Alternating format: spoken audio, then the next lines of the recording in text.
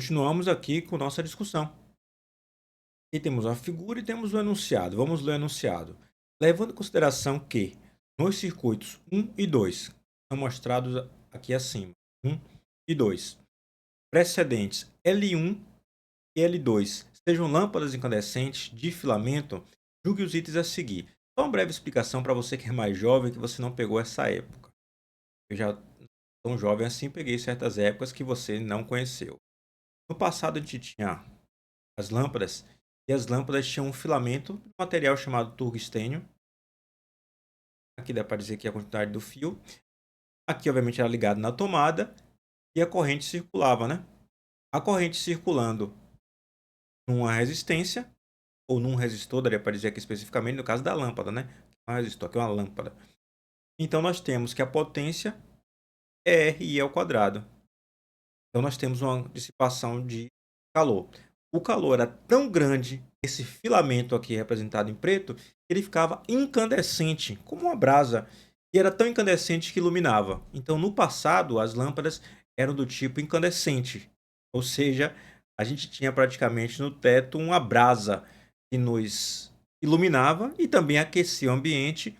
A eficiência energética desse tipo de lâmpada não é muito grande e por isso mesmo ela foi proibida de ser fabricada e comercializada aqui no Brasil. As lâmpadas que você tem em sua casa, caso seja de filamento, pode manter lá porque não é nenhum crime, mas você não pode mais fabricar, não pode comercializar porque é uma questão de estratégia nacional. Você não ter esse tipo de lâmpada com baixa eficiência energética. Hoje em dia, as lâmpadas são tipicamente de LED em nossas casas, né? O que os itens a seguir. No circuito 1, se as resistências L1 e L2 forem iguais, então a intensidade luminosa de L1 será maior do que a de L2. Olha, você não pode não entender nada de lâmpadas, mas o que você sabe é o seguinte: que se as duas lâmpadas forem iguais, tiverem resistências iguais, né, como ele fala aqui, então você vai ter a tensão dividida de forma igual. Aqui você vai ter uma tensão V e aqui você vai ter uma tensão V. Quem é a potência? Potência é igual a V ao quadrado sobre R. As tensões são iguais, as resistências são iguais, as potências nas lâmpadas serão iguais. E, portanto, vão dissipar a mesma quantidade de calor e vão encandecer da mesma forma. Então, se as lâmpadas forem iguais, a intensidade luminosa da lâmpada 1 será igual à da lâmpada 2. Então, isso aqui está errado. Isso aqui você pode pensar também no conceito de divisor de tensão.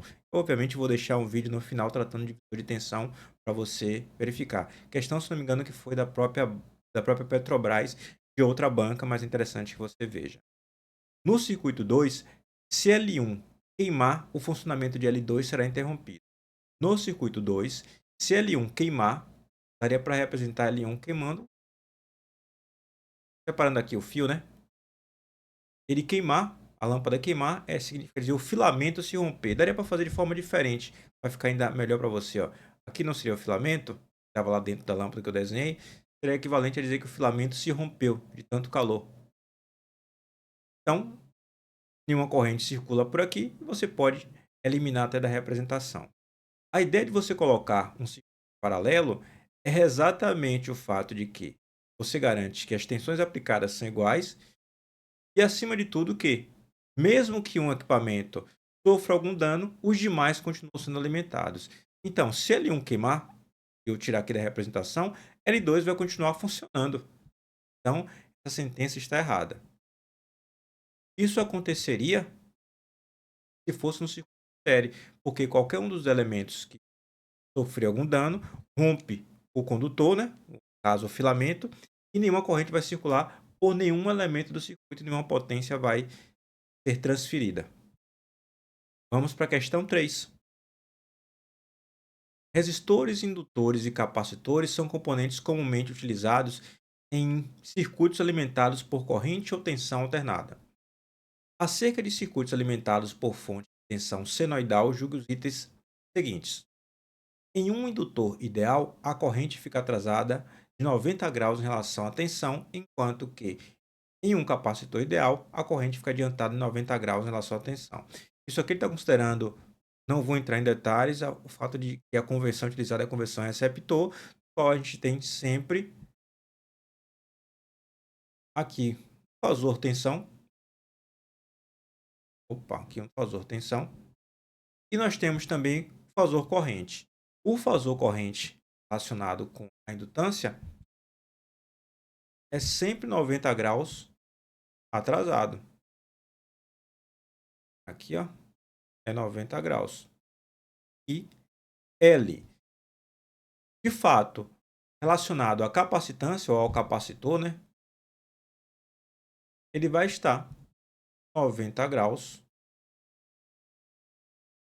adiantado em relação à tensão. Lembre-se que o fasor considera girando neste sentido. Se você pensar nesse sentido de giro, você verá que quando isso aqui estiver girando, você vai considerar que IC vai passar antes de V. É só você imaginar isso aqui girando e vai ver que IC passa 90 graus depois, passa a V. No caso da indutância, V passa antes de L. E se nós tivéssemos uma resistência na jogada, ou resistor, pensando no dispositivo físico, nós teríamos um ângulo de 0 grau. É isso que a gente deve ter em mente. Considerando o que ele falou, essa sentença está correta. Afinal de contas, aqui, ó, o indutor atrasado de 90 graus, capacitor adiantada de 90 graus, conforme a ilustração que eu mesmo fiz. Item 74. Considere que o valor eficaz de uma fonte de sinalidade de tensão seja 200 volts. Aqui eu já sei, ó, que V eficaz é igual a 200 volts. Então, o valor de pico da senoide correspondente à tensão é superior a 200 volts. V de pico é igual a raiz de 2 vezes V eficaz. Então, vai ser raiz de 2 vezes 200. O que ele fala é que o valor de pico é maior que a tensão de 200 volts eficazes. Correto. Raiz de 2 vezes 200 vai dar um valor maior do que 200. Então, isso aqui está correto. Ainda vai ter questão que a gente vai discutir um pouco mais sobre o valor eficaz, inclusive fazendo cálculos. Considere que, em um circuito RLC, a frequência angular ômega, o resistor tem a resistência R, o indutor tem a indutância L e o capacitor tem a capacitância C. Ok. Neste caso, os módulos das impedâncias de cada um desses elementos do circuito são dados respectivamente por R, ômega L, 1 sobre ômega C. Está correto. Não está nada errado ele falar que é impedância, só que é muito comum que a gente tenha em mente que a impedância ela é a associação resistência mais ou menos Jx, sendo que esse X aqui a gente chama de reatância. Se a gente quiser ser mais específico, a gente poderia chamar isso aqui ó, de reatância.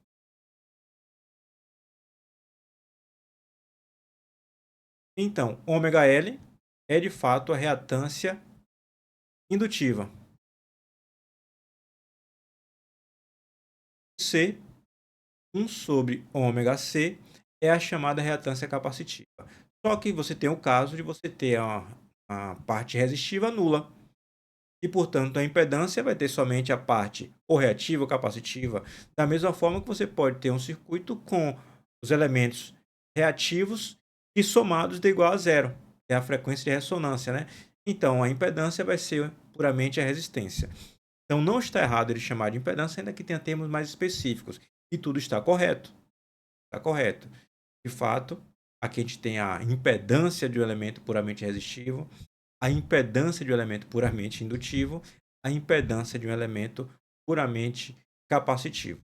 Ainda que tenha o nome reatância para ser mais específico em relação a esses dois elementos.